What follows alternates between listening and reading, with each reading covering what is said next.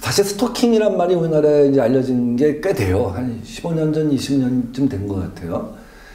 근데 국가가 스토킹에 대해서 이거 같은 개입을 하는 것이 맞느냐.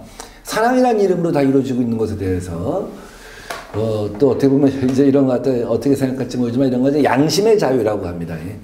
개인적인 양심의 자유로 자기가 어떤 접근을 하고 표현의 자유로 하는 것에 대해서 국가가 그렇게 과도하게 제한하는 것이 맞냐는 반론이 굉장히 컸죠. 과잉 규제를 금지하는 그 헌법의 원칙에 어긋난다는 비판이 꽤 있었어요. 그래서 실제로는 데이트 폭력에 대해서는 스토킹에 대한 우려가 많았음에도 불구하고 법제화가 안 된 거예요. 근데 그 과정에서 많은 사람들이 다치거나 살해가 되거나 이런 이제 폭력 이상의 단계로 발전된 사례가 너무 많이 발견이 되는 거죠. 그래서 안 되겠다. 이거 금지하자. 이런 개념이 생긴 거예요. 주폭이란 말 들어보셨어요? 주폭? 주폭? 조폭은 들어보셨지? 네. 조폭하고는 인연이 있어요? 그 주폭은 뭐냐면 이제 이런 얼굴들 하고 있는 사람들 있죠. 술 마시면 해롱해롱 되는 사람들. 평상시에는 말짱해. 평상시에는 네. 말짱한데 술만 마시면 손찌검 하는 사람들이 있어요.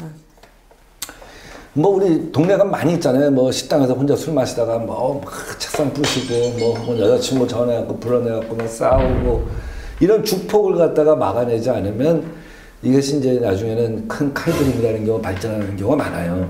그래서 주폭에 대한 어떤 계도가 어느 때는 또 굉장히 강화된 때가 있어요. 지금은 이제 데이트 폭력까지 이제 우리가 인식이 이제 뻗어간 것 같아요.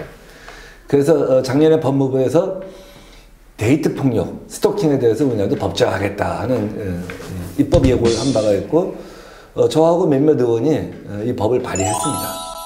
어떤 법을 발의했습니까? 데이트 폭력 금지법, 처벌법이죠. 네. 그러니까 국가는 데이트 폭력에 대해서 교육할 의무를 우선 갖게 되는 거죠. 국가나 혹은 지방자치단체가 학교가 아까 말씀드렸잖아요.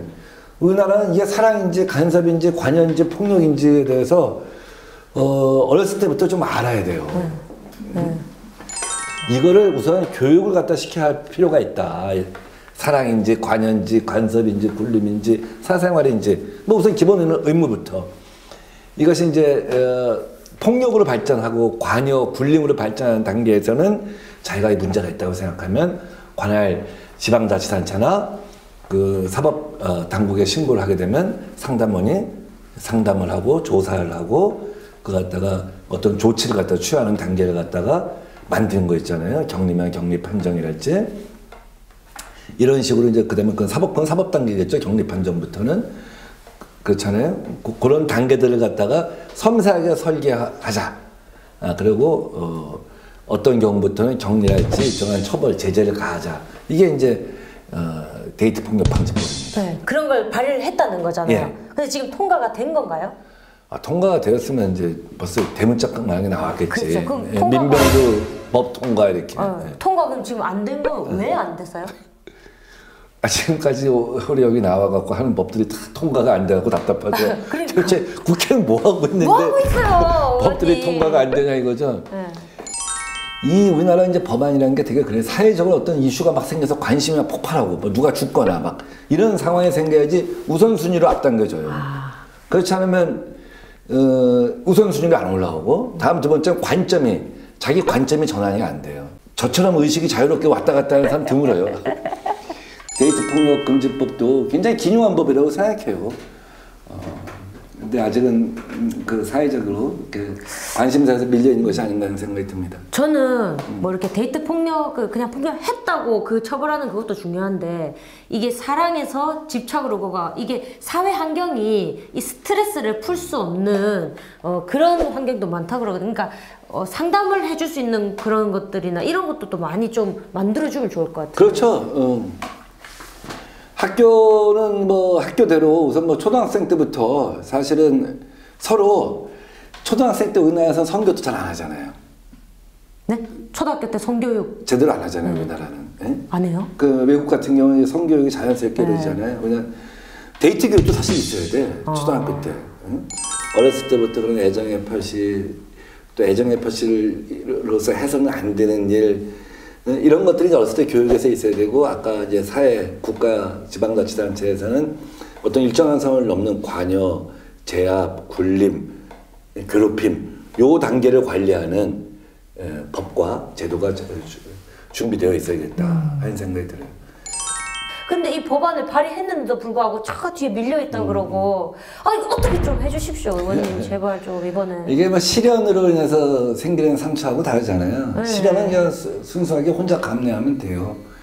근데 데이트 폭력으로 인해서 한 사람이 인간에 대한 신뢰가 사라지잖아요. 그럼요. 재기할 수 있는 용기가 사라지잖아요.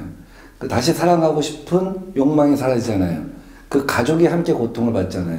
방에 들어가서 처박혀서 안 나와. 가족이 함께 고통을 받아. 누가 어떤 놈이 언제 칼 들고 들어올지 몰라.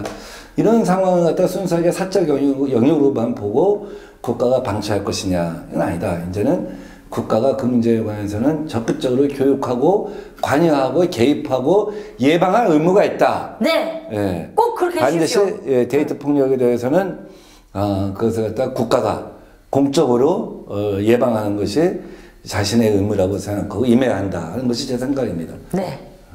꼭 그거를 발의가 통과되도록 노력해 주실 거죠? 그래서 모든 사람들이 아름답게 사랑할 권리. 아름답게 사랑할 지난번에는 우리가 사랑의 프라이버시를 갖다 보호받을 권리에서 얘기했습니다만 이번에는 그 상처받지 않고 아름답게 사랑할 권리에 대해서 얘기를 했습니다. 모든 국민이 아름답게 사랑하는 권리를 실현하는 그날까지 민몰은 여러분과 함께 합니다. 약속해요, 약속. 약속을 안 했잖아요. 약속. 복사.